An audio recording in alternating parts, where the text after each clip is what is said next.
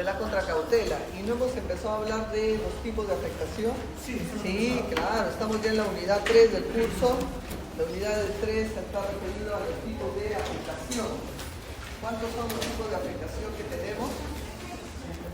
6, medida para futura ejecución forzada.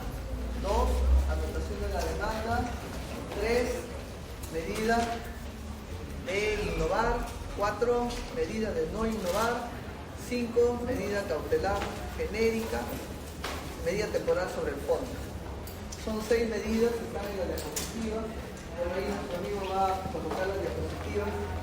¿Y qué más hemos dicho de las medidas?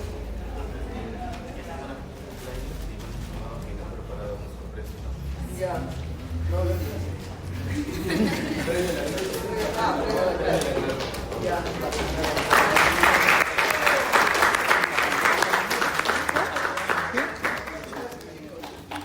Está bonita las flores, gracias chicos.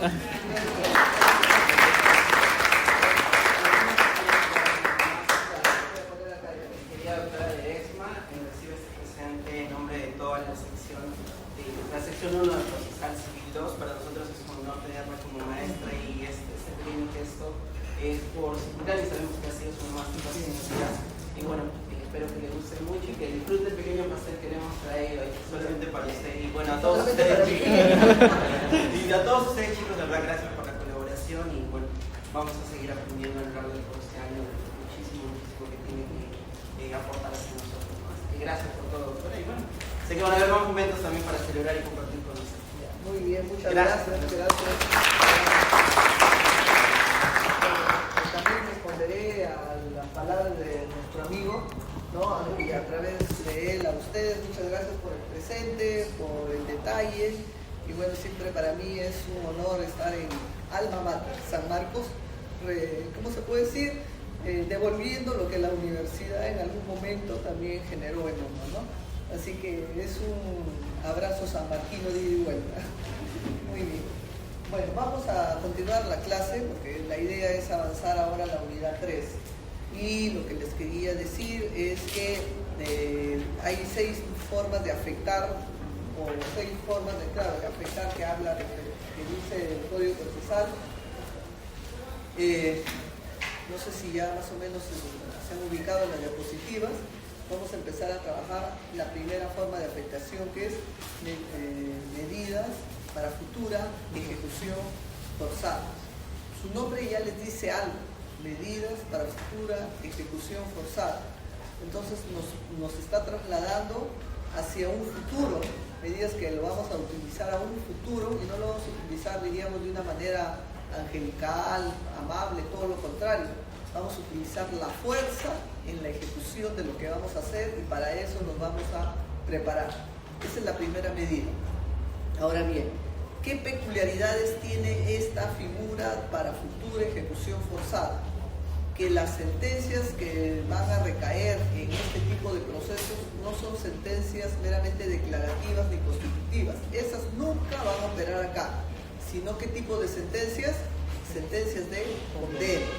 Ustedes a estas alturas ya saben diferenciar las sentencias declarativas, las constitutivas y las de condena, ¿no? Por si acaso, si se han olvidado, la memoria es frágil, las sentencias declarativas son las que reconocen una situación de hecho que viene generando. Yo siempre digo que voy a traer una nota y me olvido, pero no te preocupes, lo que necesito es que...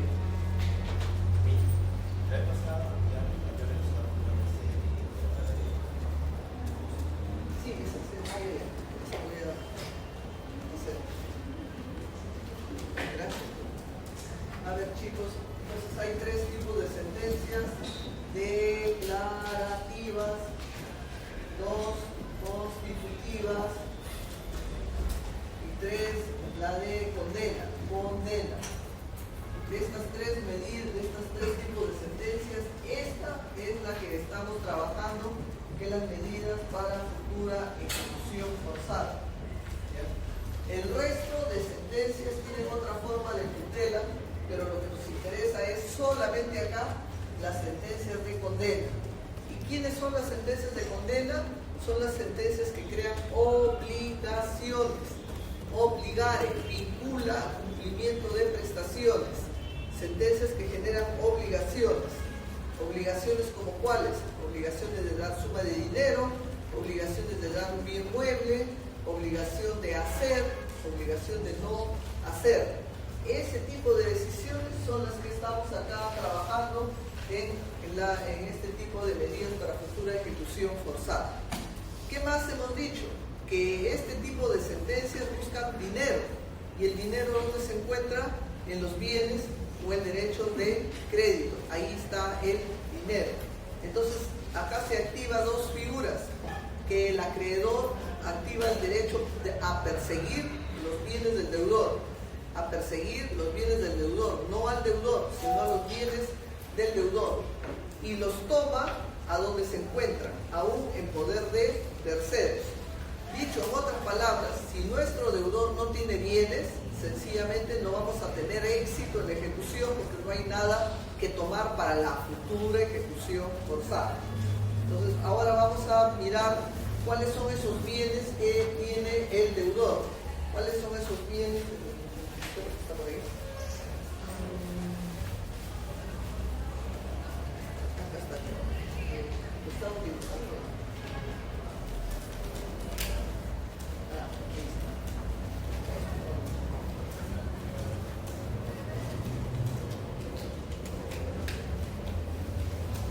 Entonces, vamos a hablar de la primera medida del embargo en forma de depósito. Embargo en forma de depósito. ¿De qué se trata esta medida? Se trata de bienes, se trata de una afectación jurídica sin desplazamiento del bien, sin desplazamiento, sin desposeer el bien. ¿Esto qué va a implicar? Que el propio deudor se va a convertir no solo en deudor, sino que se va a convertir en un órgano de auxilio judicial, que se va a llamar depositario. Esa es la peculiaridad de este tipo de medidas. El deudor se convierte además en depositario del bien, comprometiéndose a cuidar, a conservar el bien sobre el cual se ha generado una afectación jurídica. Hasta ahí estamos de acuerdo.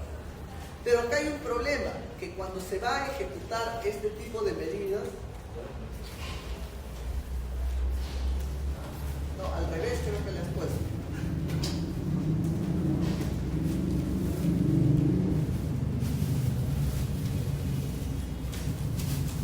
A ver.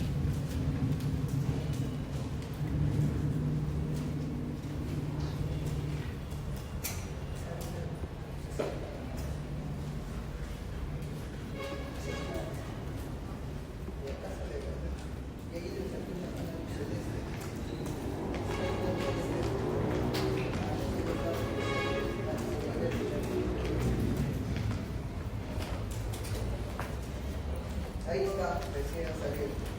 Ya. Entonces, les decía que tiene una peculiaridad, que la regla es que el obligado quiera ser depositario de los bienes que se está afectando. Y el problema es que cuando se va a ejecutar los bienes, no se notifica, no se avisa. No se dice voy a ir tal día y tal hora para llevarme los bienes o para afectarte los bienes que está de repente bajo tu poder, sino son ejecuciones, diríamos, sorpresa, que sin notificar el ejecutor va a hacer esa afectación. Y lo que sucede, como se puede imaginar, es que no va a estar el deudor presente al momento de la ejecución. Va el ejecutor, pregunta por el deudor, y el deudor le dice a su familia no está, no vive, no está, no sabemos. Entonces, ¿qué se hace en esas circunstancias cuando ustedes quieren afectar bienes del deudor y el deudor no está en el proceso, en el momento? ¿Y por qué es necesario que esté el deudor? Porque el deudor tiene la posibilidad de convertirse en depositario de los bienes que se le va a afectar, para que él conserve esos bienes. Hasta ahí me dejo entender. Pero si el deudor no está, ¿qué vamos a hacer? Entonces vamos a pasar a la segunda fase, a la fase de convertir el depósito convertir en una medida llamada secuestro, un secuestro de bienes. Pasamos a un segundo momento, una segunda fase, una segunda etapa de proceder a la conversión del depósito al secuestro. Del depósito al secuestro. Pregunta, en ese momento yo le voy a pedir al juez, al momento de la ejecución, señor juez, vamos a convertir del depósito al secuestro, o ya debía haberme colocado en esa posibilidad y debía haber solicitado la medida que en el supuesto que el deudor no estuviera presente para que manifieste su voluntad de aceptar ser depositario, se proceda de manera inmediata a la conversión al secuestro. ¿Cuál es la respuesta? Yo debí haber solicitado, el juez debió haberme concedido, ¿no?, el depósito más la conversión al secuestro. Si no operaba la primera posibilidad, tenía ya en la propia resolución el mandato de conversión al secuestro. Si ustedes no piden eso o no hacen eso, sencillamente con que el deudor no esté presente o se niegue a salir, su medida cautelar se va a truncar, se va a frustrar, porque no hay otra opción. El juez, ustedes no le han pedido al juez la segunda posibilidad de la conversión. Moraleja, cada vez que pidan un embargo en forma de depósito, siempre agreguen la conversión, pídanle al juez en ese mismo escrito que en caso que no se encontrara el depositario o que el deudor no se encontrara o se negara a aceptar el cargo de ser depositario, se autorice la conversión al secuestro de bienes. Así tiene que ser el paquete. Hasta ahí estamos entendiéndonos. ¿Qué peculiaridades tiene el depósito? El embargo en forma de depósito afecta bienes sin desplazamiento. Primera peculiaridad. ¿Esto qué implica? Que el deudor va a seguir manteniendo el bien. Imaginémonos acá que nuestro amigo es un deudor y tiene acá su computadora, su Apple, ¿no? Entonces, ¿yo podría hacerle un embargo sobre su computadora? Respuesta sí, pero sin desplazamiento. Él va a seguir manteniendo en su poder el bien de su propiedad, va a seguir usando, disfrutando, pero además él va a ser un depositario judicial. Y al ser un depositario judicial, ¿el que tiene? Tiene el deber de conservar, de cuidar el bien que está ya afectado, ¿no? Esa es la historia. Hasta ahí estamos de acuerdo. Siempre y cuando el depositario, mejor siempre y cuando el deudor decida, quiera, diga, sí, ya yo voy a ser el depositario del bien. Pero si él no se encuentra o se niega a ejercer la función de depositario, entonces, como el abogado ya ha solicitado la posibilidad de la conversión, entonces se procede a ejecutar en ese momento la conversión al secuestro de los bienes del deudor. Vamos a hablar entonces ahora del secuestro. Acá está. Unas ideas más aprovechando la diapositiva. Opera la conversión al secuestro. Ya. ¿Puedo yo generar un embargo en forma de depósito sobre joyas, sobre Rolex, sobre alhajas, piedras preciosas, metales preciosos? ¿Puede el mismo deudor ser depositario de ese tipo de bienes? Yo les he hablado de que sea depositario de una computadora, de un carro, de un televisor, ¿no? Pero ¿puede el deudor ser depositario de dinero en efectivo, joyas, piedras preciosas, relojes y todas estas situaciones? Respuesta, no, no y no. Por mandato legal, el depositario de esos bienes es el Banco de la Nación. El Banco de la Nación es el depositario de dinero en efectivo, de cualquier moneda, depositario de joyas, depositario de Rolex, depositario de metales preciosos, piedras preciosas, pero nunca el propio deudor. El propio deudor sí puede ser depositario de la computadora, de un vehículo, de una máquina, de cualquier enser, menos lo que aparece acá en las diapositivas. Dinero, joyas, todo eso es Banco de la Nación, así está también en su código procesal expresamente señalado. Este es un depositario legal, el Banco de la Nación. Hasta ahí estamos entendiéndonos, como acá ya hemos dicho, operarse la conversión y ahí está el tema de las joyas. ¿Preguntas hasta acá? Ninguna. Entonces ahora vamos a hablar de, la variación que ya he explicado. Vamos a hablar del secuestro. ¿Qué implica el embargo en forma de secuestro? Secuestro implica no solo afectar un bien, sino desplazar, retirar, despojar el bien del poder del deudor. Entonces, si seguimos con este ejemplo, si nuestro amigo fuera un deudor y hiciéramos un embargo en forma de secuestro, yo tendría que esta computadora afectar y retirarle, quitarle, desplazar la computadora de su poder. ¿Y entregarle a quién? ¿Al demandante? ¿Al que está promoviendo la medida cautelar? Respuesta, no. ¿A quién se entrega? A los órganos de auxilio, a los órganos de apoyo judicial, que son puede ser en este caso el depositario, el custodio. En este caso será el custodio, que es un órgano de auxilio judicial que se le ha planteado, propuesto al juez para que sea el que conserve los bienes en un almacén, en un depósito, hasta que se decida por la situación de la medida cautelar en el proceso. Entonces, primera idea, el embargo en forma de secuestro implica retiro, desplazamiento de poder del deudor del bien de su propiedad. Segunda idea, quien custodia o quien hace de órgano de auxilio judicial es el custodio. Y este custodio tiene que tener un almacén que el juez ha autorizado para que sea el lugar donde se conserve estos bienes. Desde ya señalo que este órgano de auxilio, como todos los órganos de auxilio, asumen responsabilidad civil y penal por el cuidado o conservación de los bienes. Esa es una idea general.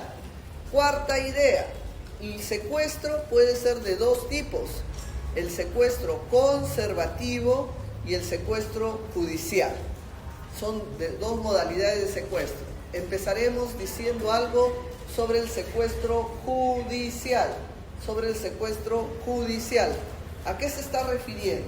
Imaginémonos que nuestro amigo tiene acá su computadora y acá su compañera también están en una discusión sobre la propiedad de la computadora. Según ella le pertenece porque ella puso el mayor dinero para comprar. Él dice no, porque él es el que trabajó para aportar, para comprarse la computadora. Me estoy imaginando. La cosa es que hay una disputa entre ambos sobre la propiedad de este bien. Plantean que figura una discusión sobre el mejor derecho de propiedad. Mejor derecho de propiedad. ¿Quién demanda? Acá nuestra amiga le demanda acá a su compañero. Él es el que tiene la computadora. ¿Ustedes qué les parece? Están los dos peleándose por el mejor derecho de propiedad de esta computadora. Pero quien tiene la computadora hasta ahora en el aula es el demandado. ¿Cómo te llamas? Juan Pablo, el demandado, Juan Pablo. ¿Es lógico que el demandado en una demanda de mejor derecho de propiedad siga disfrutando del bien? ¿O sería mejor prever su conservación procediendo a un secuestro y guardar el bien hasta que se decida a quién le pertenece? Respuesta, sí. El secuestro judicial es un secuestro de bienes litigiosos. El secuestro judicial es un secuestro solo de bienes en litigio. No solamente opera para ello. Cuando hay un litigio sobre un bien, para preservar mejor ese bien litigioso, lo que se hace es secuestrarlo y guardarlo en un almacén. Para eso funciona nada más el secuestro judicial. En cambio, el secuestro conservativo lo que busca es bienes que tengan valor económico para la futura ejecución forzada. Entonces, el secuestro conservativo persigue bienes que pueda tener el deudor. Donde lo tenga, lo toma, lo desplaza y lo lleva a un almacén. Acá no hay la particularidad de un bien específico. Yo tomo lo que encuentro. De repente pido un secuestro sobre bienes que estén en el domicilio del deudor. Voy y tomo los cuadros, el televisor, todos los bienes que tengan un valor económico. Ese es el secuestro conservativo. Hasta ahí más o menos nos damos la diferencia. El judicial es el del litigio, el conservativo cualquier bien que tenga valor para asegurarlo. Sobre ello vamos a hacer alguna particularidad. Nuestra legislación nos da varios supuestos de secuestros conservativos y vamos a hablar sobre ello. Empezaremos hablando sobre el secuestro de los vehículos. Asumamos que el deudor es propietario de un vehículo. ¿Cómo procede? Miren, la primera idea, ¿recuerdan como cuando empezamos a hablar de este tipo de medidas que hemos dicho? Que con este tipo de medidas se activa el derecho persecutorio que tiene el acreedor. Y el acreedor se debe volver como un gran detective a perseguir qué bienes tiene el deudor para luego que los identifica, tomarlos, afectarlos. Esa es la lógica. Comienza un efecto de radar de perseguir qué bienes. ¿Y cómo podrían ustedes saber qué bienes tiene su deudor? Por ahí le han dicho, parece que tiene un vehículo, ¿será su propiedad o no? Entonces, ¿qué es lo que hace? Va a registros públicos. Muy bien, gracias. Va a registros públicos y en registros públicos nos dice si es propietario de un bien, ¿no? Acá nos da las características del bien, es propietario de un vehículo, ¿ya? Pero lo que nunca nos dice registros públicos es dónde está el vehículo. Y eso nos interesa saber dónde está el vehículo, porque donde está nosotros tenemos que ir a intervenir, secuestrar y llevarlo a un almacén. Entonces acá tenemos dos opciones. Sí sabemos dónde está el vehículo y la otra, no sabemos dónde está el vehículo. Si yo sé dónde está el vehículo, ¿no? Porque le he hecho un seguimiento y de repente está en tal lugar, vamos a poner, está estacionado en esta casa, la bar 666, tengo un dato, sé que ahí está el vehículo, pero la otra alternativa es que desconozco dónde está. Vamos a trabajar ambas figuras. En el primer caso, si yo sé dónde está el vehículo, ¿qué le voy a pedir al juez? Bueno, me va a decir un embargo en forma de secuestro conservativo sobre el vehículo de placa XX que se encuentra en la calle La Mar 666. Pero eso es insuficiente, porque ¿qué más deben pedirle al juez? ¿No? Decirle un secuestro sobre el vehículo que esté en tal dirección, van a llegar a la tal dirección y ¿cómo van a secuestrar el vehículo? Entonces, ¿qué hace falta acá?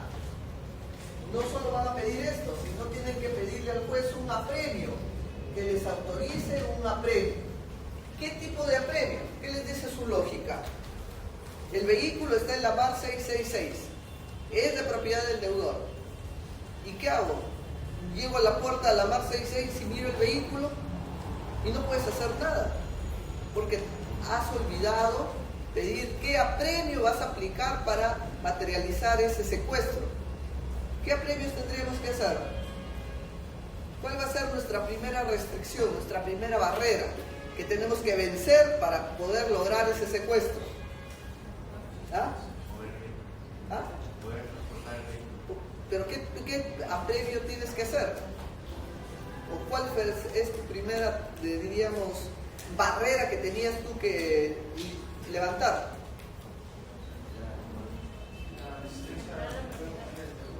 La resistencia, tibio. ¿Ah?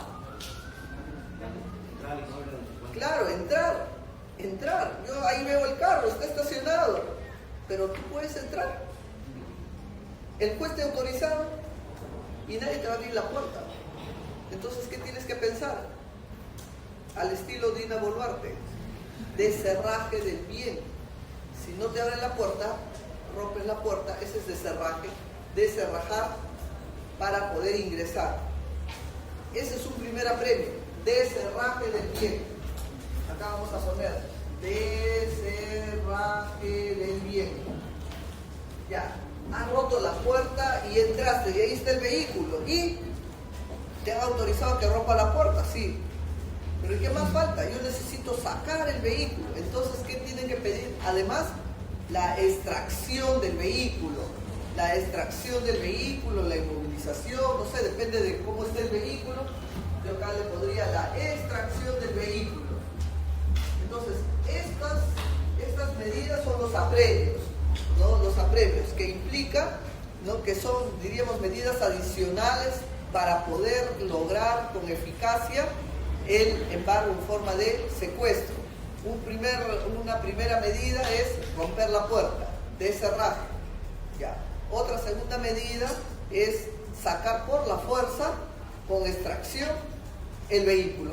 Me vengo con una grúa, si es que no me quieren dejar entrar, y remolco el carro, retiro el carro, no sé, según cada situación. Hasta ahí me estoy dejando entender. No solo es decirle un embargo, un secuestro en tal dirección y llega así. ¿Cómo vas a secuestrar el vehículo? ¿Está dentro? Sí. ¿Te han autorizado a que rompa la puerta? No. ¿Te han autorizado a que procedas con la extracción? No. ¿Te han autorizado a que inmovilices de repente el bien en determinadas condiciones? No. Todo eso uno tiene que prever para poder ejecutar la medida. Hasta ahí estamos de acuerdo. Segunda situación, no sé dónde está el vehículo. No sé dónde está el vehículo. Entonces, cuando yo no sé dónde está el vehículo, pero sé que el propietario, sé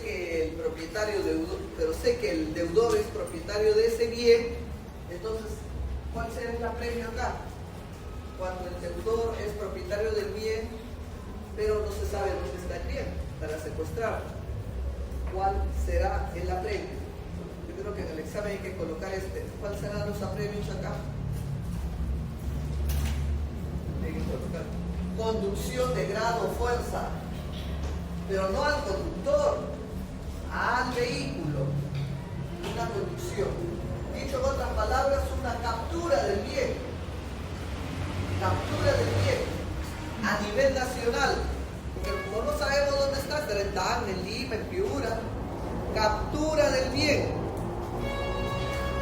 Entonces sale una orden de captura del bien.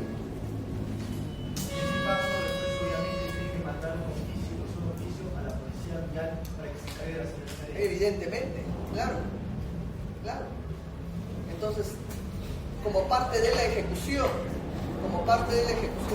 pero para que el juez mande el oficio, previamente tiene que estar el mandato. Sin oficio, sin mandato no hay oficio. Sin mandato no hay oficio. Claro, no es cuestión de que sale un oficio, tiene que ser un mandato, una resolución. Y como consecuencia de ese mandato, tú mandas tu oficio, tu email, lo que quieras, comunicas, ¿ya?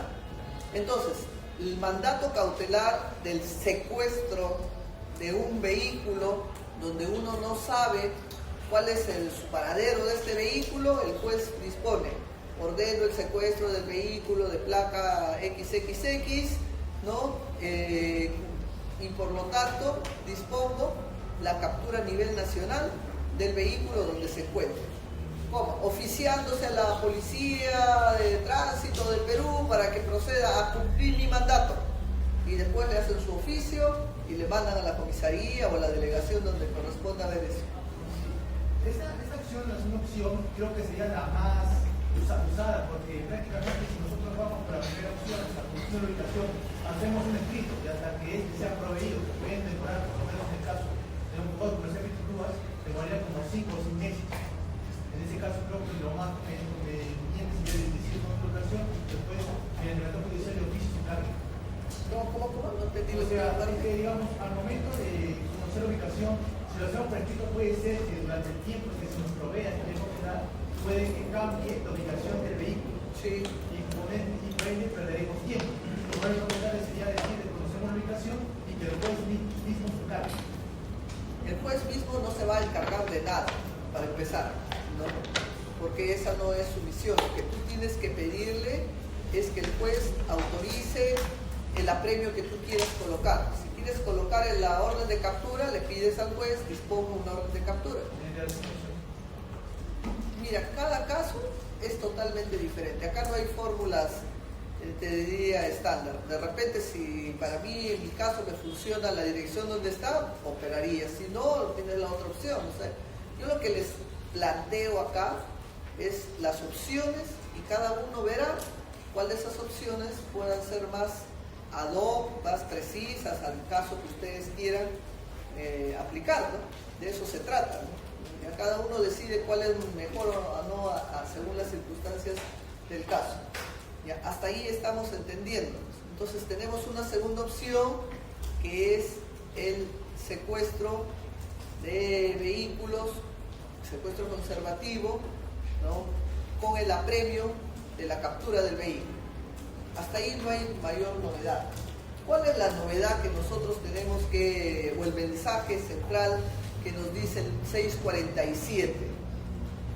La novedad está en la trascendencia del apremio. En la trascendencia del apremio. ¿Se acuerdan cuál era el apremio? La captura. Pero ¿qué sucede cuando se captura el vehículo? Han capturado el vehículo, se ha materializado el secuestro y ¿qué sucede con la captura? Habrá que levantar ya la captura del vehículo. Total, ya surtió efecto, ya inmovilicé el carro, ya secuestré el vehículo. ¿Será así? ¿Qué dicen? Les pongo el siguiente ejemplo. Imaginémonos que nuestro amigo Juan Pablo, ¿dijiste? Ya, es propietario de un vehículo, ha tenido una deuda, el banco ha procedido al secuestro del vehículo, le han secuestrado el vehículo y al día siguiente él sale y ve su vehículo, se supone que debe estar guardado en un almacén. ¿Dónde está el vehículo? Circulando con un letrero que dice taxi. Su propio vehículo circula con un letrero que dice taxi. Estamos en el Perú. El custodio no lo ha llevado a guardar en un almacén, sino que más bien está aprovechando para explotar o usufructuar el vehículo. Ha puesto su letrero taxi y el custodio él mismo es el taxista.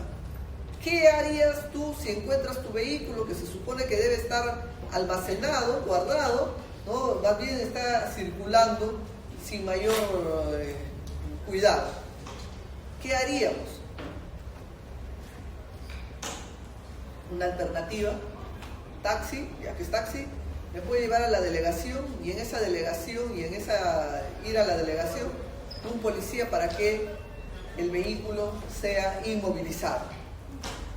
¿Cuál es la base legal para que el policía inmovilice el vehículo?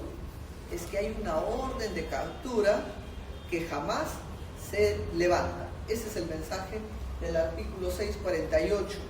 Las órdenes de captura de los vehículos jamás se levantan mientras esté vigente el secuestro. Jamás. Porque si el órgano de auxilio se atreviera a sacar el vehículo, por donde circule, la policía lo puede detener, porque tiene la orden de captura vigente. Ese es el mensaje. Y esto tiene algo de trampa, porque algunos abogados, así un poco ya más duchos, moscas, le dicen: señor juez, habiendo cumplido con éxito la captura que usted ordenó, porque ya se capturó el vehículo y ya se materializó el secuestro, solicitamos ya que levante la orden de captura, porque no tiene sentido que exista una orden de captura si ya está secuestrado y almacenado el vehículo. No procede nunca levantar la orden de captura. Hay que leer el artículo. A ver, chicos, necesito que alguien lea el artículo 647. Alguien ha traído su código 647. Artículo 647, secuestro de vehículos. El vehículo sometido a secuestro será internado en almacén de propiedad o conducido por el propio custodio, accesible al afectado o veedor si lo hay. El vehículo no podrá ser retirado sin orden escrita del juez de la medida. Mientras esté vigente el secuestro, no se levantará la orden de captura o de inmovilización. Ajá. Ahí esa última parte es la que hay que poner énfasis. Mientras esté vigente el secuestro, no se levanta nunca la orden de captura ni de inmovilización del bien. Es una carga que siempre va a acompañar al secuestro de vehículos. Ese es el mensaje. ¿Está ahí entendido? Segunda historia. Secuestro de bienes informáticos. ¿Cómo se hace el secuestro de bienes informáticos? Vamos a utilizar el ejemplo de Juan Pablo. Él es propietario de esa computadora. Como es un deudor, vamos a hacerle un embargo en forma de secuestro de esta computadora. Sí.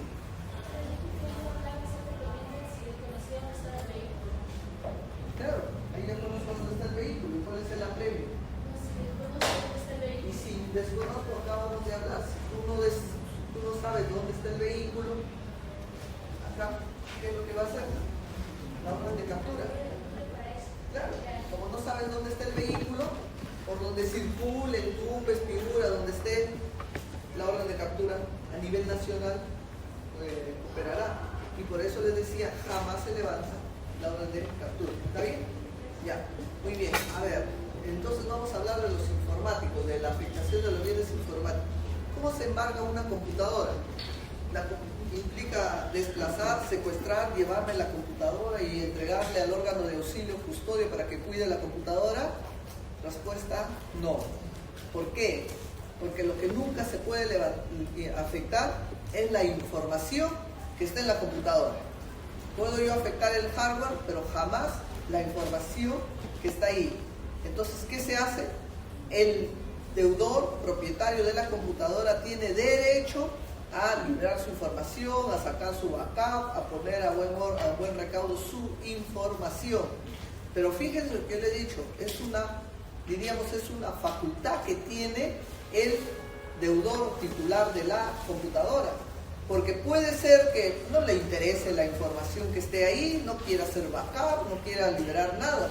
Entonces, el juez no puede obligar, no puede exigir que se haga un backup de la información si es que el propio deudor decide que la información que tiene ahí no requiere mayor, diríamos, seguridad o tener un backup de esa información.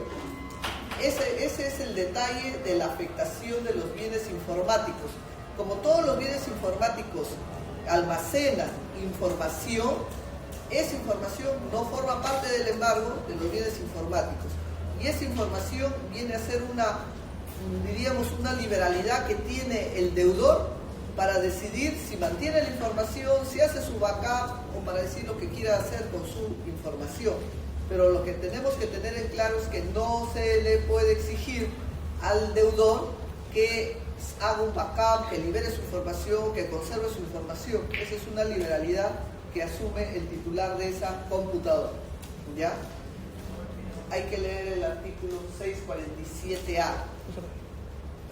A ver, lee el 647A. En caso de que se dicte secuestro conservativo o embargo sobre soportes magnéticos, ópticos o similares, el afectado con la medida tendrá derecho a retirar la información contenida en ellos. Queda a salvo las demás disposiciones y las medidas que puedan dictarse sobre bienes informáticos o sobre la información contenida en ellos. Tendrá derecho, el afectado con la medida tendrá derecho a retirar la información que contiene. No está obligado, no se le puede compeler, obligar a que haga ese retiro. Les hago referencia a esto porque algunos jueces, porque cuando se hace el embargo, no se le entrega la máquina directamente al custodio para que lo guarde en el almacén, sino se le da la posibilidad al afectado para que libere la información. Y hay algunos afectados que no les interesa. Pero ¿dónde está el problema? Que algunos jueces obligan, bajo apercibimiento de multas, si no procede a retirar su información. Pero si yo no quiero retirar mi información, a mí me es irrelevante. O sea, está facultad a poder, no, dice, tiene derecho a retirar su información si desea. ¿Puede renunciar a su derecho? Sí, que siga la información sin mayor custodia. Siguiente medida, secuestro de títulos de crédito. Secuestro de títulos de crédito. ¿Qué son los títulos de crédito? No sé si han llevado títulos valores, pero son órdenes de pago que ingresan a la circulación, como por ejemplo un cheque, un pagaré, una letra de cambio, que tal vez ahora con todo este sistema de transacciones digitales están ya casi pasando al desuso, porque el que menos, ahora las transferencias son, como ustedes saben también, vía estas versiones online de transferir dinero. Pero imaginémonos que todavía existe por los cheques, como ustedes saben, pues tienen unos formatos de papel, de forma rectangular y todos los detalles que regula la ley de títulos valores. Entonces, ¿cómo se secuestra un título de crédito? Voy a hacer un embargo en el domicilio del deudor y encuentro ahí de repente en la mesa, en su estudio, un cheque a nombre del deudor, una orden de pago a nombre del deudor. Ahí está el cheque. ¿Qué hago con ese cheque? Forma parte del embargo, secuestro de título valor, ¿no? Forma parte del embargo. ¿Cómo se embarga un secuestro de un título valor? Primero, el propio título, que es como una orden de pago que sale a la circulación, en el propio título se anexa un acta de embargo del título valor. Entonces, no tengo acá ahorita un ejemplo, pero a ver, vamos a intentar buscar algo.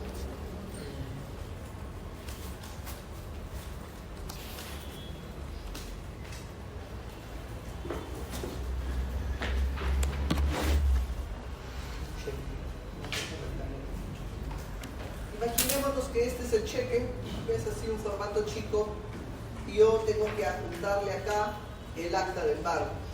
Entonces circula acá el cheque, pasa el embargo, pasa el acta de embargo. Si sale a la circulación, ahí dice el monto por el cual se está afectando este cheque. ¿Quién es el órgano de auxilio en este tipo de embargos? El custodio, que hace las veces de un tenedor de título. Entonces vamos a imaginar, nuestro amigo Juan Pablo, él es el custodio, entonces él es el tenedor de este título. El ser tenedor del título, implica acá el cheque más el acta de embargo, implica que el tenedor no solo debe conservar el bien, él no solo va a guardarlo bajo 7 llaves el cheque, no. Lo que tiene él que hacer es evitar que este cheque se perjudique en su efecto cambiario, porque hay un plazo para que uno pueda ejecutar el cobro de un cheque.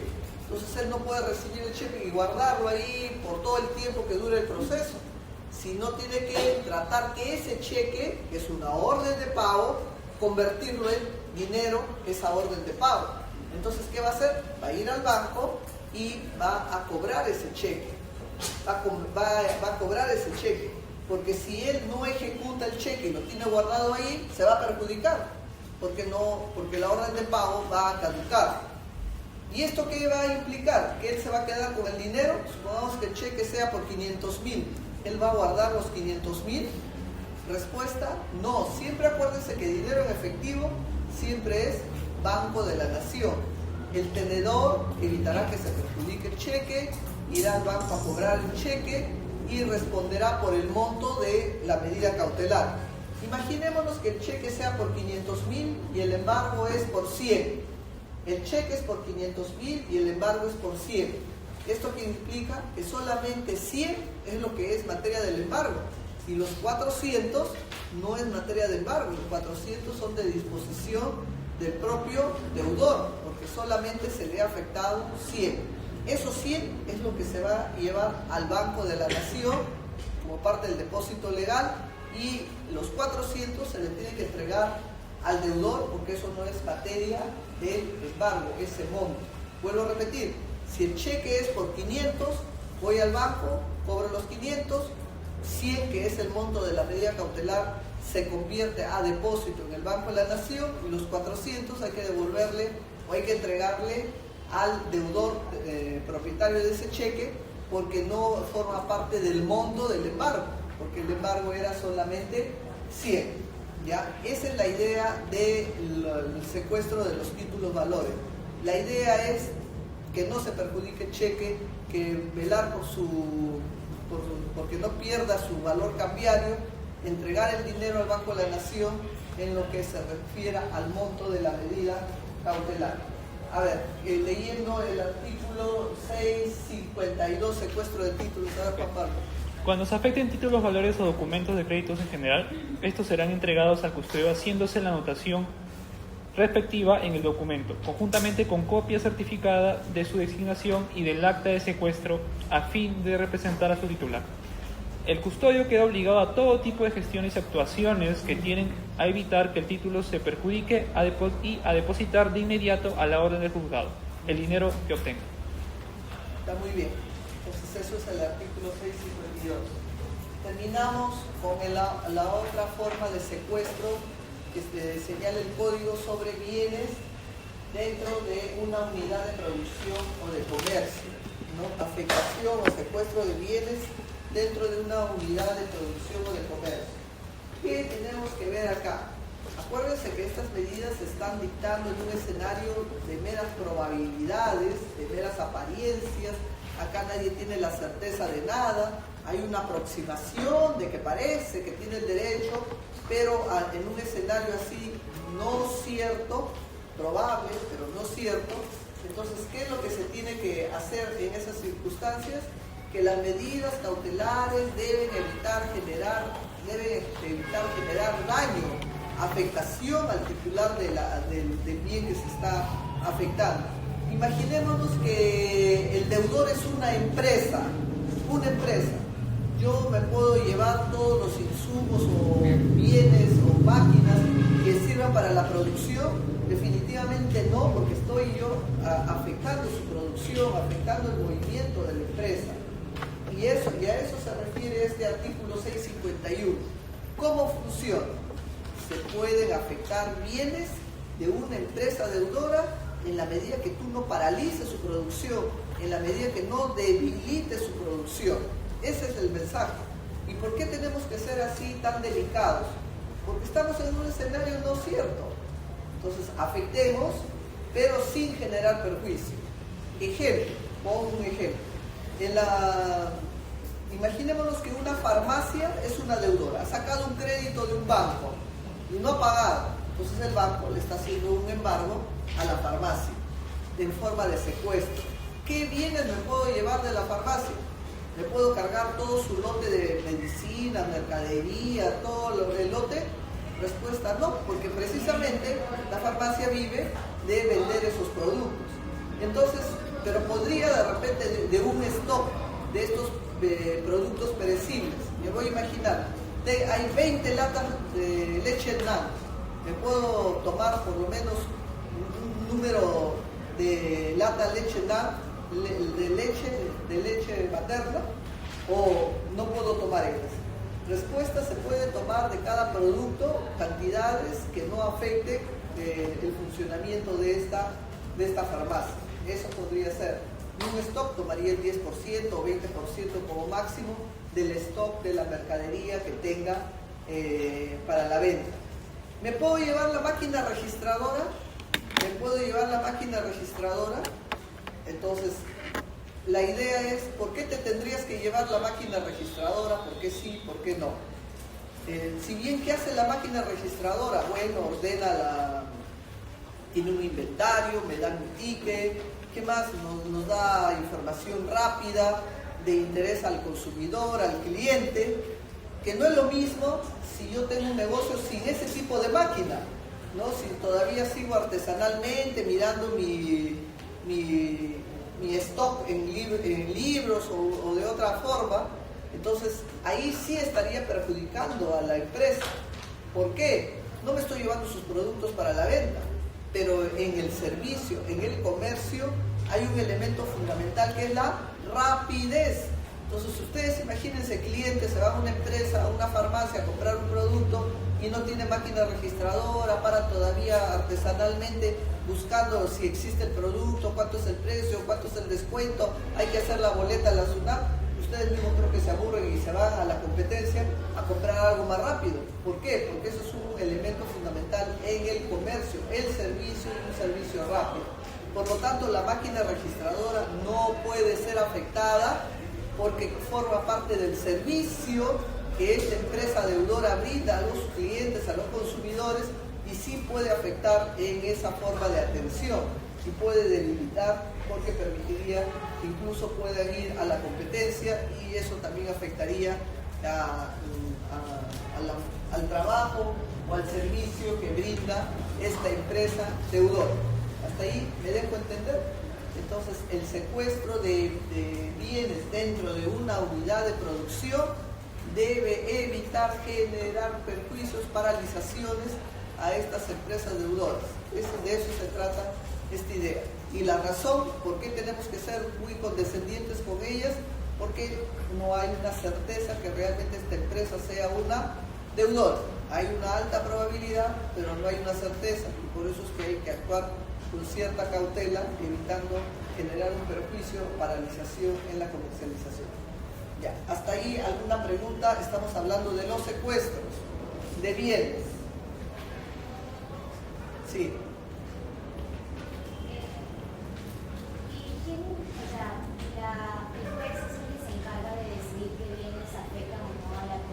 No, es el secretario, el ejecutor. El juez, no, es decir, el juez autoriza que se proceda al secuestro de bienes de que siempre y cuando no afecte la producción del servicio por un monto determinado, que está mayormente en función a la deuda. ¿Y ese puede ser cuestionado? ¿Cuál? Por el demandado. Claro que sí, va a ser cuestionado. La medida, pero ¿cuándo lo va a cuestionar? ¿En qué momento? Después que se ejecute la medida, después que se lleven los bienes, ahí se le notifica recién al demandado y el demandado podrá plantear una oposición a la medida, ¿no? Pero antes, sin escuchar a la otra parte, el juez decide y ejecuta. Y después escucha, ¿no? Decide, ejecuta, se lleva todos los bienes y después te escucha. Ya, tú a ver qué ibas a preguntar. Sí, en el caso de secuestro de títulos de crédito, ¿se puede secuestrar igual a los que sean protestados, por ejemplo? ¿Se puede secuestrar qué? Un título de crédito protestado, por ejemplo, un pagaré que está como protesto. Sí, no tiene ningún problema. O sea, digo que se protesta cuando, por ejemplo, no ha sido cobrado, ¿no? De igual forma se podría secuestrar. Mira, tú te llevas el título de crédito, no hay ningún impedimento que diga un pagaré protestado no puede ser afectado, ¿no? Ahora el problema es el que quiera llevar. Mira, es igual, esta máquina, me voy a poner un ejemplo, esta máquina está bien de apariencia pero no funciona, está mal lograda. ¿Lo puedes secuestrar? Sí, pero tú te llevarías una máquina en esas condiciones, formalmente lo puedes hacer.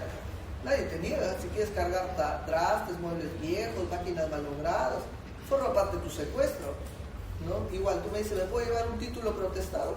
Que protesto con la advertencia que no ha pagado. Si quieres, llévate, no hay nada que te impida. Eso ya queda de elección del que quiera llevarse la máquina vieja, la silla malograda, el cheque protestado. No hay ninguna prohibición.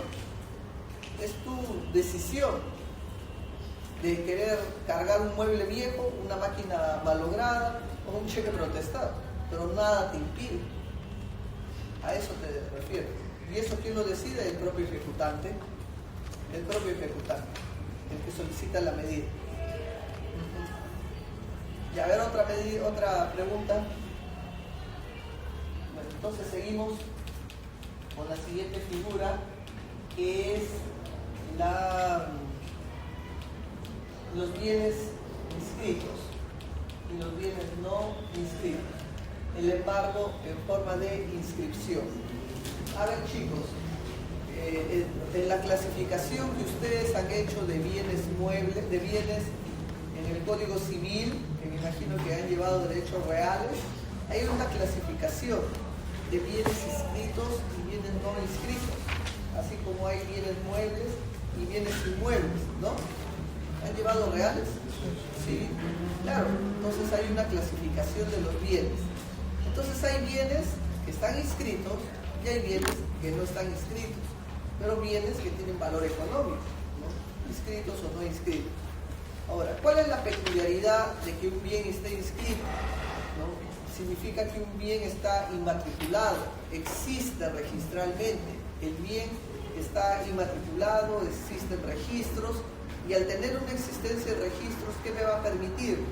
No solo me va a permitir la publicidad, porque registros, una de sus características es la publicidad, erga omnes, y me va a permitir también construir los efectos de esa publicidad, erga omnes, como por ejemplo el tema de la buena fe, que no podría invocar porque la publicidad me genera toda esa información de la que puedo yo por ficción decir que no conozco, no decir que no conozco.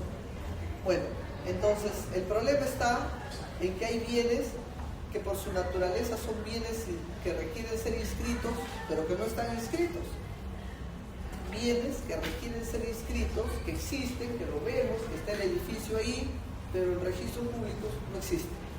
Y lo que yo les digo no es una novedad, porque quiero hacer un paralelo. Cuando un ser humano, una persona nace en nuestro país, hay que registrar en el Registro Nacional de Identificación la famosa RENIEC, ¿de acuerdo? Entonces, pero la RENIEC el Perú no es Lima, donde tenemos RENIEC por todos lados, oficinas descentralizadas. Cuando vivimos en el interior del país, en la zona sobre todo de la selva, que para movilizarse se tiene que hacer en bote, balsas, ríos, la forma de transporte es bastante complicada. Entonces nace el hijo, el papá está emocionado, se celebran, pasan los días, se olvidan, pasa 30 días y no escribieron al niño en la RENIEC. Pero hay así, incluso el niño tiene 1 año, 2 años, tiene que ir a la escuela, 3 años, y le dicen, bueno, en la escuela, el DNI del niño, nos hemos olvidado de inscribir. No tiene inscripción registral. Ahí está el niño, lo vemos, pero registralmente en la RENIEC no existe. Y entonces esa situación está prevista en el código, que se llama, está en el Código Procesal Civil, inscripción de partidas de nacimiento. Eso es cuando es extemporáneo, cuando no han inscrito, judicialmente se tiene que hacer esa inscripción de registro de nacimiento. Está por el artículo 800 y tanto del Código Procesal, ahí está esa figura. Hay un plazo para inscribir, sí, 30 días, para inscribir, para declarar el nacimiento. Bueno, algo parecido también es en el tema de las propiedades inmuebles. Vemos el edificio, pero no tiene su vida registrada.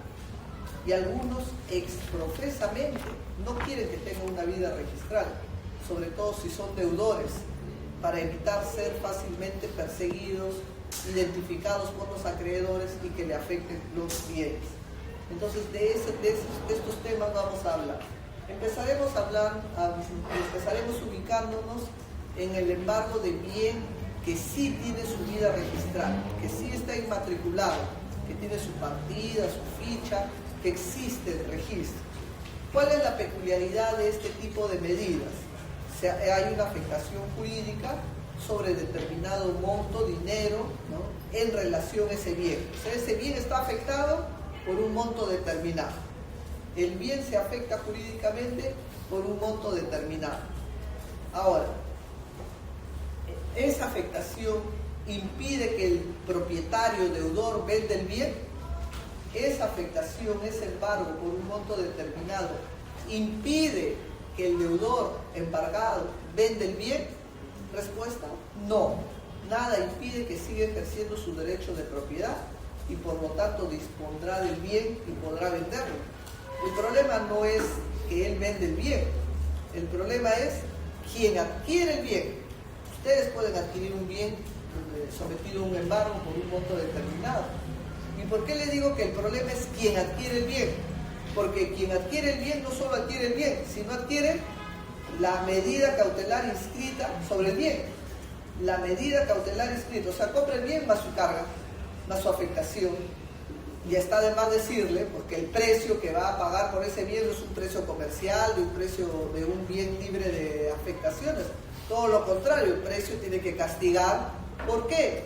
Porque el que compra el bien se responsabiliza, asume la medida cautelar por el monto inscrito al momento de esa adquisición.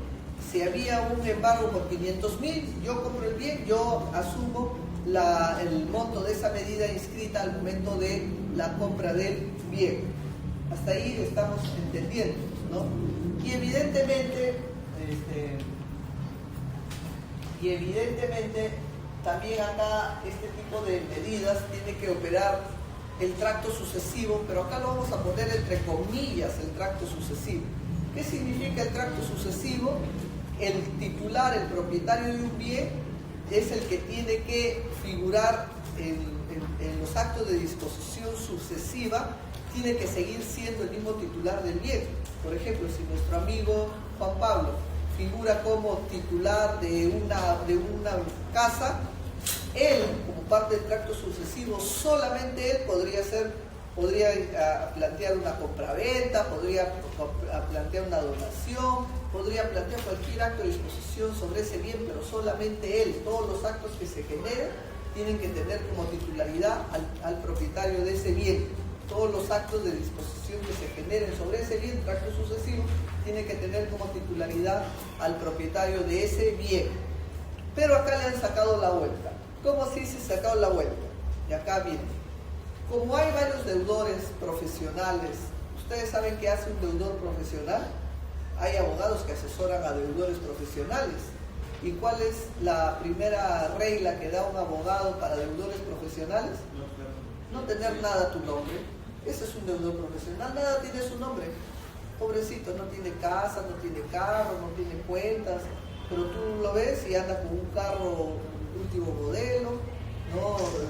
Tiene tarjetas, no a nombre de él evidentemente, a nombre de terceros que le dan un duplicado, le dan una tarjeta adicional, y así sucesivamente siempre está burlando evitar tener algo a su nombre. Y en esa lógica, este deudor profesional se compra un bien. No voy a decir que se compra un bien a través de testaferros, pero se compra un bien a su nombre, ¿ya? A su nombre, pero le pide a la notaría que no lo inscriba en el registro, ¿no? Él es propietario del bien en una notaría. Si quieren se van a una notaría bien muy lejos del país, no sé, pues en una notaría, imagínense lugares muy lejanos de nuestro país, un notario por ahí hace la compraventa y le dicen no queremos que mande partes a registros. Me voy a imaginar, ya Juan Pablo ha vendido el bien a una persona que es un deudor, él hace la transferencia y el deudor le dice a registros públicos, no formalicen mi nueva adquisición, que yo soy el nuevo propietario, no formalicen en registro público la transferencia, que se quede nada más con los partes en la notaría, de tal manera que ¿quién sigue figurando en registros como propietario? Acá el vendedor, Juan Pablo, él sigue figurando como... ¿Pero realmente él es el propietario? No, ya lo ha transferido el bien a un tercero. Pero este tercero no quiere actualizar esa transferencia, quiere que siga figurando él como el propietario del bien. ¿Y por qué? Para que cuando hagan una búsqueda a sus acreedores no le encuentren nada a su nombre, sino siga figurando el bien a nombre del anterior propietario transferente del bien. Esto que era una práctica, que sigue siendo una práctica, ¿qué generó? Que se modifique este artículo y se mande el siguiente mensaje. ¿Cuál es ese mensaje que se ha establecido en el código y que tiene que ver con el tracto sucesivo? ¿Cuál es ese mensaje? Se ha modificado el código, ya les voy a decir en qué parte, en la que se dice, si un acreedor demuestra de manera fehaciente que el bien que está inscrito a nombre, por decir, de un tercero, como sería Juan Pablo, si un acreedor demuestra fehacientemente que un bien le pertenece a su deudor, pero que está inscrito a nombre de una tercera persona, puede pedir que se haga un embargo. Entonces, la primera regla que se rompe ahí es el tracto sucesivo, porque si el deudor es, por decir, Juan Pérez, y el bien que se va a afectar es de Leonardo, de Juan Pablo, entonces, ¿dónde está el tracto sucesivo? Si el deudor es Juan Pérez, debería yo afectar un bien que diga de Juan Pérez, pero el deudor es Juan Pérez y yo me voy a afectar el bien de Juan Pablo. Vuelvo a repetir, tiene que haber una congruencia. El tracto sucesivo implica, si el propietario de un bien es el único que está legitimado para hacer acto de disposición sobre ese bien. Ejemplo, si tuviera que hacer cualquier acto de disposición y el bien estuviera inscrito a nombre de Juan Pablo, solamente él es el que podría hacer todos estos actos de disposición. Pero la modificación que se ha hecho es que un tercero, llamado por decir, ¿cómo se llama? Juan Pérez, se le atribuye que es propietario de un bien que no está a su nombre, sino que está a nombre de Juan Pablo. Y a pesar que el bien está a nombre no del deudor, sino de Juan Pablo, se le afecta el bien. Entonces ustedes dirán, pero Juan Pablo es el propietario formalmente, ¿cómo le van a afectar el bien? La regla se ha modificado y se dice, si se ha modificado y se dice, si se demuestra fehacientemente que el deudor es propietario de un bien, a pesar que esté inscrito a nombre de una tercera persona, se afecta el bien, se hace un embargo del bien. Segunda regla, el afectado, que sería el propietario, que no tiene nada que ver en esta historia, que sería Juan Pablo, tiene la posibilidad, se le notifica y tiene la posibilidad de manifestar su asentimiento o decir algo en relación a ese embargo. ¿Y qué podría decir Juan Pablo? Decir, sí, está perfecto, porque yo no soy propietario del bien, yo hace tiempo vendí, si bien yo figuro como propietario, el real propietario es este de acá que se llama Pérez, que es el deudor. Tercera idea, si el que aparece inscrito en registro público no dice nada, asiente y dice sí, efectivamente yo no soy el propietario, estoy acá porque nadie ha querido actualizar la transferencia y yo tampoco he querido invertir dinero en hacer esa transferencia, en actualizar. La tercera idea es que se corrige. El juez ordena que se actualice esa inscripción registral y se coloque al deudor como el real propietario del bien para proceder luego al remate. Esos son los tres pasos que se siguen, que se ha modificado y que vamos a leer. Pero ¿dónde debió haber estado modificada esta historia que les comento? Se supone que debía estar acá, en el embargo, en el secuestro, no, disculpe, en el embargo de bien inscrito. Pero ¿saben dónde está? Está más bien en el embargo del bien no inscrito. Ahí han agregado la modificación del 656. Vamos a leer esta modificación.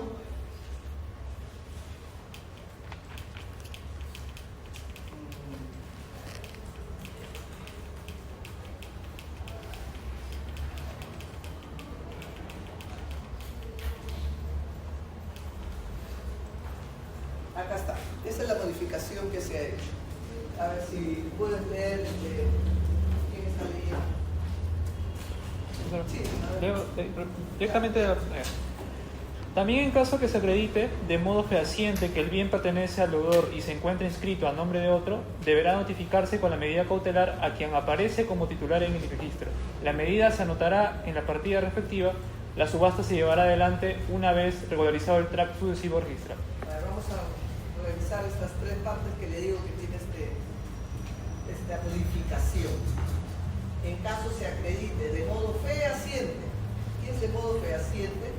Que el bien pertenece al deudor y se encuentra inscrito a nombre de otro, ¿no? El bien le pertenece al deudor, pero se encuentra inscrito en su anterior transferente, Juan Pablo, ¿no? ¿Qué se hace ahí? Se debe notificar con la medida a quien aparece como titular en el registro. Se le notifica a Juan Pablo, quien aparece como titular en el registro. ¿Para qué? Para que él corrobore que realmente no es propietario, ¿no? En este caso, la medida se anotará en la partida respectiva, o sea, se corrige la situación y se llevará a cabo una vez regularizado el tracto sucesivo registral en la subasta. Ahora, ¿por qué está en el 650 y no está en el 656 esta modificación? Eso es una gran debilidad, un gran error que se ha tenido, porque el 650 está referido a qué? El 650 está referido a lo que dice acá, embargo de bien no inscrito. Embargo de bien 656, 650.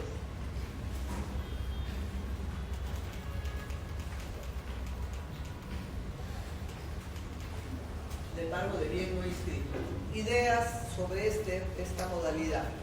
Embargo de bien no inscrito. Imagínense que el deudor es propietario de un edificio. Ustedes lo ven ahí, el edificio existe. Es una realidad. Pero el registro público no existe.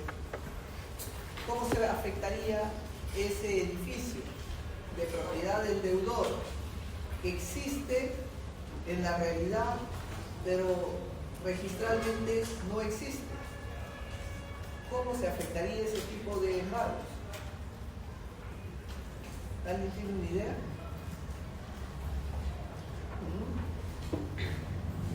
Existe en la realidad, pero registralmente no existe.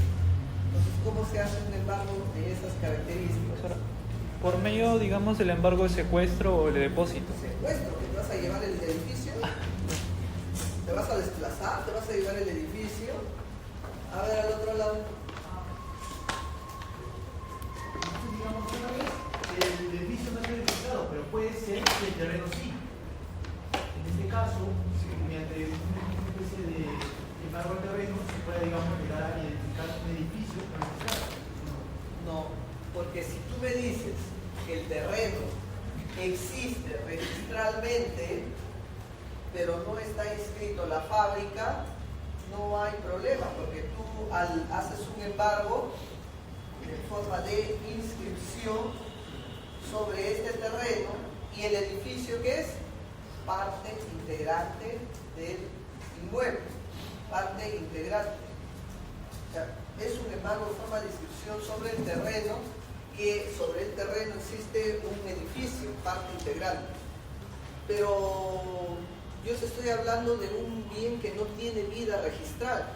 Por lo menos el caso que tú me dices tiene vida registral, un terreno. Parte integrante también la fábrica que extiendes el embargo. Ahora, ¿bajo qué modalidad ustedes podrían afectar un edificio que no tiene vida registral? No me van a decir secuestro, porque se van a llevar el edificio. Sería entonces un embargo en forma de depósito, por un asunto natural, ¿no? Depósito. La propia ley señala que el embargo de bien no inscrito se hace en forma de depósito. ¿A quién se le designa como depositario? Al propietario del bien. Y acá nos interesa saber si el depositario quiere aceptar ese cargo. Como les expliqué al inicio, acá no nos interesa su voluntad, acá sí es un mandato legal. El legislador ha señalado que en este tipo de embargos es el deudor propietario del bien el que se convierte en depositario, quiera o no quiera. Se le notifica, se ha hecho un embargo y usted es el depositario del bien. Segunda idea, este embargo opera sobre el bien, pero no sobre sus frutos. ¿Qué implica? ¿Qué son los frutos? ¿Recuerdan ustedes reales? Los frutos. En el caso del edificio, ¿cuáles serían los frutos? La renta. Yo estoy solamente haciendo un embargo sobre la fábrica, sobre el edificio, ¿no? Pero no sobre sus frutos, no sobre la renta. La renta lo puedo afectar, sí, bajo otra modalidad que vamos a estudiar la siguiente semana, que es la retención, pero que no estamos tocando, solamente estamos trabajando a la fábrica. A la fábrica yo lo tomo como un depósito, no afecto la renta. Tercera idea, si el deudor está viviendo ahí, ¿qué hago con el deudor? Eso no implica que voy a votar al deudor, ¿no? Entonces el deudor sigue manteniendo la posesión del bien, la propia norma lo dice, el depositario es el propio obligado, ¿no? El deudor sigue ocupando el inmueble. Acá dice, conserva la posesión de manera inmediata.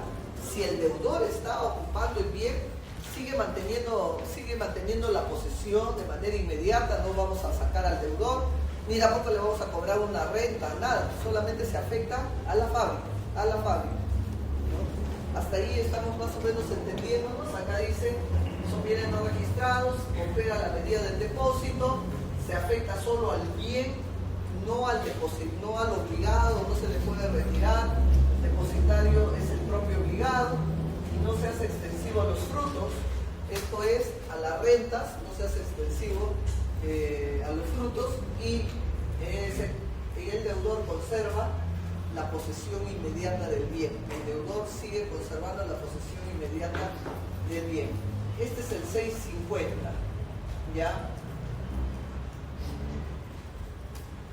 Cuando se trata de un inmueble no inscrito, la afectación puede limitarse al bien mismo con exclusión de sus frutos, con exclusión de la renta, debiendo nombrarse necesariamente como depositario el propio obligado. Por eso le digo, por mandato legal, quiero o no, el deudor es el órgano de auxilio. Por eso la norma que dice, debiendo nombrarse necesariamente como depositario al propio obligado. Esta afectación no obliga al pago de renta, pero debe conservar la posesión inmediata del bien. ¿Ya? Ahora, esto es lo que ha generado que en este artículo 650 se agregue esta modificación que les acabo de leer, esto se agregue ahí, pero esto pues no es coherente que esté en esta parte, sino en la parte del embargo de forma de inscripción. Pregunta, sí. Si en caso que el deudor vende, digamos, este terreno, operaría ahí el tipo penal de protección y no pregunta. Aprovecho muy bien tu pregunta. ¿Cuál es la debilidad de esta figura? ¿Cuál es la debilidad de esta figura? Que se acuerda que en el embargo en forma de inscripción nada impedía la venta del bien. El problema era quien adquiría el bien, no solo adquiría el bien, sino la carga. Eso no sucede en este tipo de embargo de bien no inscrito. Eso es su gran debilidad. ¿Por qué? Como no hay publicidad, no hay inscripción, yo agarro y vendo el bien. Yo, la deudora, que me han hecho un embargo en forma de bien no inscrito, agarro y transfiero el bien. Y el que compra el bien no puede alegar de que conocía la medida cautelar, no sabía, y por lo tanto compra el bien solo, sin carga, sin medida cautelar. Cosa que no sucede si el bien es un bien inscrito. La gran debilidad de este tipo de medidas es que al no tener publicidad, al no tener inscripción, se burla el efecto de la medida. ¿De qué manera? Transfiriendo el bien a un tercero. Y este tercero sencillamente alegará de buena fe que no sabía la existencia de la medida cautelar. Esa es su debilidad a este tipo de medidas. Hasta ahí, no sé si eso satisface tu pregunta que planteas. Sí, pero también incurriría en un tipo penal, o sea, incurriría en delito, el deudor. Ah, bueno, porque el deudor, pero nada impide que venda el bien. Nada impide que venda el bien. Igual también en el embargo de bien inscrito, también tú vendes el bien. El tema es el tercero que lo adquiere. El tema es quien lo adquiere. El tercero sabía de que esto tenía una medida, un embargo, y acá les voy a poner un ejemplo. Sí.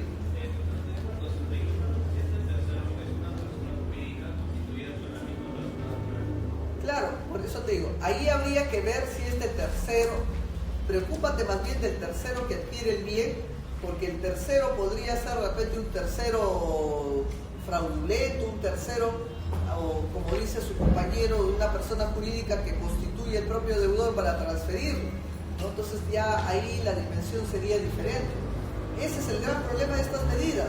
Basta que transfieras la medida, debilitas, basta que transfieras el bien, debilitas la medida, ¿no? Entonces ya le das otra connotación, ya aparece un tercero como el propietario del bien, ya aparece un tercero que alegará la buena fe. Y si es una referencia a título gratuito también.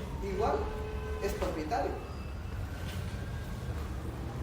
Por más que sea título gratuito, tú adquieres un bien y tú no sabías que había una medida cautelar. Entonces, o sea, ustedes no se preocupen por el deudor que le haga afectado el bien. Ustedes tienen que mirar al tercero que se hace de la propiedad del bien. ¿Ese tercero actuó de buena fe? ¿O realmente, como plantea su compañero, es un tercero constituido, así tipo Frankenstein, que cree Frankenstein, que creo para entregarle a otro de mi grupo la propiedad del bien? Si se demuestra la mala fe, ahí sí la situación va cambiando. Miren, les pongo un ejemplo. Este ejemplo fue de un deudor así súper profesional, que unos abogados de un banco no sabían por dónde, en su criterio de perseguir los bienes, no sabían de qué manera conocer qué bienes tenía el deudor. Pero de hecho que sabían que tenía buenos bienes, pero era muy profesional, todo oculto, nada a su nombre y todo. Entonces, ¿qué hicieron estos abogados? Bueno, ¿qué es lo que tendrían que ustedes para saber de un deudor sobre sus bienes? Ya, no me digan registro porque no tiene nada en registro. Bancos, no tiene cuenta en ningún banco. Vehículos, todos a nombre de terceros. Tarjetas a terceros que le entregan una copia. ¿Cómo podrían ustedes hacer su labor persecutoria? ¿Por dónde empezarían? Redes sociales. ¿Tú? Quizá presentarse como un comprador. ¿Y de qué le vas a comprar? Pero es que un comprador tiene que aparecer por un bien, no comprar de la nada. ¿Por dónde empezaría? A perseguir al deudor. Quizá revisar sus relaciones familiares, porque usualmente esas personas, como no están inscritas a su nombre, se la ponen a nombre de personas. Claro, de y confianza. están inscritas a nombre de terceras personas, no puedes tú ir contra terceros. Como sus padres, hermanos. Pero igual, todos se inscriben a nombre de terceras personas, testaferros formales. Sí. Indagarse que ha constituido una persona jurídica. No ha constituido nada. ¿Por dónde empezarían ustedes? En su caso, A ver, está mejor la idea. ir a su domicilio. Tibio. si yo empiezo a perseguir a un deudor para ver qué bienes tiene, y es un profesional, profesional no de profesional de carrera, sino profesional como deudor, ¿ya? Entonces, claro, tú comienzas a preguntarte dónde vive. En algún lugar tiene que vivir, ¿no? ¿Dónde vive? Entonces, ¿dónde vive? Vive en Asia. ¿Cuál es la peculiaridad de Asia? La peculiaridad de Asia es que hay en este caso, es que había un club, una asociación, imagínense, Asociación Buenos Amigos. Acá, por ejemplo, 10 de los alumnos se han conformado, han creado su Asociación Buenos Amigos de Asia, vecinos de Asia, y han comprado un terreno. La asociación es propietaria de un terreno. La asociación le ha dado al deudor un espacio para que pueda edificar su vivienda, como al resto. Entonces, ha edificado su vivienda, una vivienda muy bonita, con ascensores, todo, así a todo dar. Pero registralmente esa vivienda no existe. En la realidad sí existe, él vive ahí, en esa vivienda todo dar. Pero en registros no existe. ¿Qué existe en registros? Un terreno a nombre de la Asociación Buenos Amigos, pero no existe un inmueble a nombre del deudor, porque el deudor, en el área del terreno de Buenos Amigos, el deudor ha hecho su casa. ¿Me dejo entender? Es la manera de burlar que me puedan perseguir la propiedad del bien, porque el terreno está a nombre de una asociación, no está a nombre del deudor, y el deudor en el terreno de esa asociación ha construido su casa, como lo han construido todos los miembros de esta asociación. Entonces, embargo en forma de depósito, porque la asociación dijo, sí, el casco, la casa, la fábrica es del deudor, es del socio, y se hizo un embargo. Pero ¿cuál es el problema? Como les he comentado, es la publicidad. Entonces, el deudor, como es un profesional, fácil vende, transfiere el bien a otra persona, y la otra persona dice, ay, yo lo compré sin saber de la medida cautelar, yo no sé nada. Entonces, ¿cuál era lo bonito del caso? Es que esta asociación Buenos Amigos tenía unas reglas en su estatuto, y decía, regla número 1, cuando un miembro de esta sociedad que hemos conformado ya no quiera mantener la propiedad del bien, tiene que ofertarlo en primera alternativa a cualquiera de nosotros. Ya, muy bien. Y si nadie quiere, de cualquiera de nuestro club, si nadie quiere adquirir esa propiedad, recién se le liberará para que pueda ofertarlo a terceros. Regla 2 dice, para que ese tercero que esté interesado en comprar esa propiedad forme parte de nuestro club, necesariamente la junta directiva tiene que aprobar si queremos tenerlo de vecino o no. Esto es, si de repente por ahí viene, no sé, una persona que es el rey de la papa, el rey del camote, a comprarse la casa en Asia, los miembros de la junta directiva dicen, no, yo no quiero tener como vecino, miembro de mi asociación, a este comerciante rey de estos productos, no le aceptamos tener como vecino. Esa era la regla. Yo lo que les estoy contando es una realidad, no estoy inventando eso, ¿no? Entonces, la junta directiva de manera selectiva decía si quería o no tener como vecino a este comprador. Si la junta directiva decía no, no había venta. Así estaban los estatutos. Y bueno, y regla 3, solamente la junta directiva era la que estaba calificada a vetar o no a los que querían ser compradores de un inmueble de esta asociación Buenos Amigos. Ah, muy bien, entonces así son las reglas. Fácil. El abogado de los abogados de este banco utilizaron esas reglas para jugar con la publicidad. ¿Cómo la utilizaron? La publicidad. Ah, muy bien, como esta es una asociación cerrada y solamente la junta directiva es la única que puede calificar si acepta o no al nuevo adquiriente del bien, muy bien, se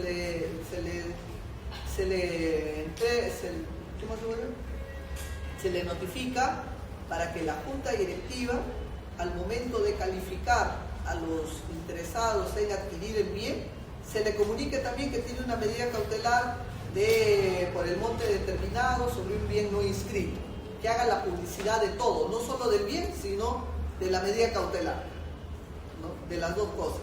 Se utilizó las reglas de la publicidad, se utilizó las reglas del estatuto de esta asociación para hacer una publicidad que se le señaló a la junta directiva para posibles compradores, que no solo la junta directiva cumpla con su misión de decir si quiere o no tenerlo de vecino al nuevo comprador, sino también se le atribuyó la obligación de comunicar que sobre ese bien había una medida cautelar al nuevo comprador. De tal manera que el nuevo comprador decía si compraba el bien más su medida cautelar adicional. Esa es más o menos la idea, y me parece un caso muy interesante de utilizar sus propias reglas de esta organización para hacer la publicidad de los futuros compradores de este bien. Hasta ahí, chicos, ¿alguna pregunta?